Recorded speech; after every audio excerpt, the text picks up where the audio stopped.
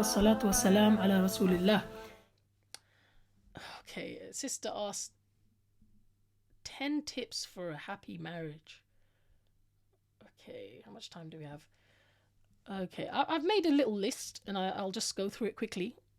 Obviously, there's so many things that could be said about this, but just 10 tips that I guess I would, 10 points maybe I would give to my own children, or, you know, when they're getting married, or that I've tried to instill in them. Number one, have a vision for your family. You know, have a vision for your family and make that vision together. Create that vision and, you know, like some kind of mission statement, if you can, even, okay, together as a couple when you get married. And what that does is it gives you both like a guiding star to aim towards, and it helps you to keep bringing each other back to that vision, right? So that's number one. Formulate a vision for your family. And a great book that talks about that is The 7 Habits of Highly Effective Families. It's a great book. I love it. You know, it's in the same series as the 7 Habits series, Stephen Covey. But he has one for families, and I think online he even has a family mission statement tool you can look up. If you look up, I think it's called, if you just type Stephen Covey family mission statement tool, it should come up. And it at least gives you some kind of guidelines as to, you know, how to write something that will inspire you both as a couple. So that's number one. Number two, figure out each other's love languages. Figure out what each other's love languages are. And if you go to www.5lovelanguages.com, okay, that's the website from the author of the book about the 5 love languages. And what the love languages are is basically each of us has what he puts forward, the author, is that there are 5 kind of ways that we feel and express love, okay? And for each of us, there's probably 1 or 2 of those 5 that are the most significant, right? And if you know what your love languages are, right, and if you figure out what your spouse's love language is, then it's gonna really help you to fulfill each other's needs, you know, for love. I mean, to feel loved and that kind of thing, right? Let me see if I can find a quick list of what the love languages are. You can look it up, but I just know off the top of my head one of them is like giving gifts. For some people, gifts are like a really important love language. Like if they don't get gifts, they really don't feel like you love them, right? Maybe for a lot of women that's the case, you know. That's why we have the kind of thing in society that, you know, women like to receive flowers, right? There's something symbolic that sometimes your spouse might not think is very important, but for you it signifies love, right? Another one is like I think it's physical touch, you know, could be a love language. And I've forgotten what the 5 love languages are, but if you just look them up, figure out what your spouse's love language is, and, you know, try to meet the love languages. I'm just trying to quickly get it in front of me. Yeah, so the 5 love languages are: number 1, words of affirmation. Number 2, physical touch. Number 3, receiving gifts. Number 4, quality time, like undivided attention sort of time. And that was number 4. Now number 5 is acts of service. So for example, if your love language is acts of service, it really means a lot to you that somebody serves you food, you know. Like if they don't serve you food, you don't feel properly loved by them. For example, it's just an example. If your love language is quality time, then you crave uninterrupted and focused conversations, right? You want to have like special one-to-one moments, getaways. That means a lot to you in order to feel loved. If your love language is words of affirmation, you need not just somebody to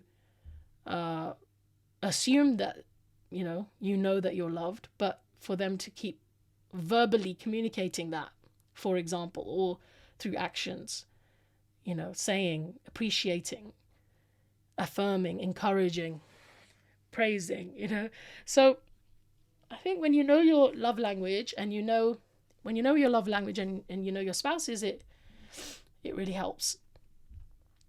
Okay. So that was number 2. Number 3, do your best to satisfy each other's intimate needs, sexual needs. Okay. I would say that's an important tip.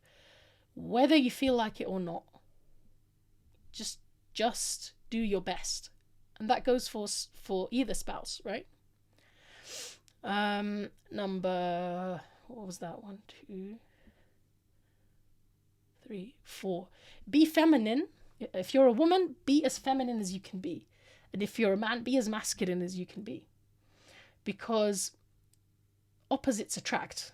When the more polarized your masculinity and femininity is, the more attraction there tends to be. Anyway, I don't have time to go into that, but yeah. Number 5, your spouse is not responsible for your happiness. For me, that's an important tip. As soon as you start thinking, my spouse is the one who should be making me happy, then every time you're unhappy, you project that onto your spouse. When actually it's your job to sort yourself out, If you've got, I don't know, self-esteem issues, if you've got whatever issues, right? You've got to find out what needs need to be met in your own life and what things you can take responsible for to fix that.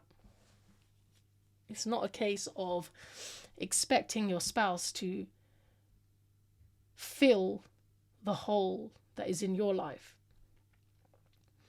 That's number 6. Don't become complacent in your marriage. It's really easy when things are high and things are going really well, especially, early on. And even when you have kids and you're so busy with young kids, it's easy to be really together. But it's also easy to become complacent the more you've been together.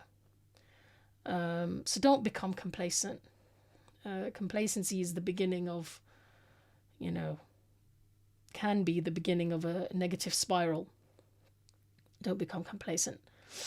The next tip, be positive and optimistic and try to solve problems as they come. People sometimes they brush things under the carpet, something that's bothering them in something their spouse has said or done, and they will just keep quiet about it. But actually it's building up a lot of resentment. It's better to just have the discussion, however, obviously respectfully, but also even if it gets heated, the point is, if an argument helps you both to understand each other and get closer at the end of it, then it's worth it. But if you just keep brushing things under the carpet, then they tend to grow. When you brush problems under the carpet, they tend to get bigger and bigger. At the same time, I've written here, be willing to ignore and overlook. So you've got to pick your, I don't want to call them battles, but yeah, pick your battles. Pick the things that are really important and don't sweat the rest. If if you're going to hang on every single word, if you're going to analyze every single movement, if you're everything that annoys you when you're living with somebody, especially if it's going to be something you're going to bring up, then you can't live with anyone. You know, you just can't, it's not going to work with anyone. So there's a certain level of let it go, right? But if it's important, deal with it, face it, have the discussion, solve the problem, right? If it's small things, you know, try to overlook them, just as you want your spouse to overlook your mistakes, right? Your little stuff, idiosyncrasies. Okay, the next tip, forgive one another and move on. So if we can learn to have conversations where, you know, inevitably, if you live with somebody long enough, you're going to annoy each other, right? You're going to do things that hurt one another as well. It's going to happen at some point or another, right? Any two human beings. I mean, just even having flatmates, that happens, right? So can you imagine if you're married to that person as well, and you've, you know, your lives are so intertwined in so many ways.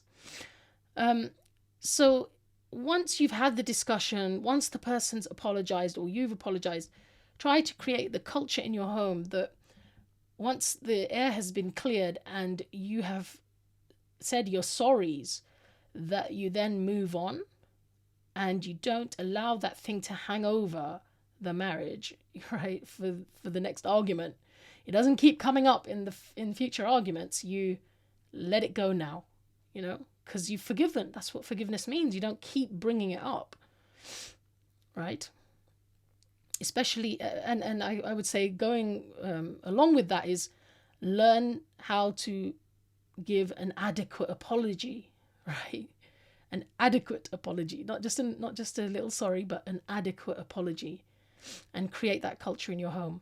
The ninth tip is have regular weekly meetings as a couple, right?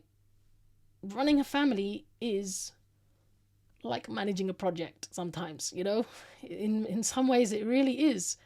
Of course, like we'd like to just do it on the fly and, you know, just go with the flow. But a lot of the times when arguments happen, I think you can trace them back to the fact that you had a lack of communication, or that you didn't discuss and your expectations didn't match. And sometimes it's operationally, like on a day-to-day basis, right? Somebody booked something and the other person needed them on that day and blah, blah, blah. And then there's an argument. If you have a regular weekly meeting where you just catch up with each other, like, what's your week going to be like? To have people's expectations met, and at least to know what your spouse is doing and what you're doing, you can better meet each other's needs in that way, right? So have regular weekly meetings and make sure you have regular private time, you know. That's easy when you first get married, but believe me, when you have kids, it's very easy to put regular private time, to have romantic, you know, I don't know, dinners, or just time together, you know, romantically. Sometimes it's easy to put that on the back burner. And if you do that enough times, then that area of your life can suffer.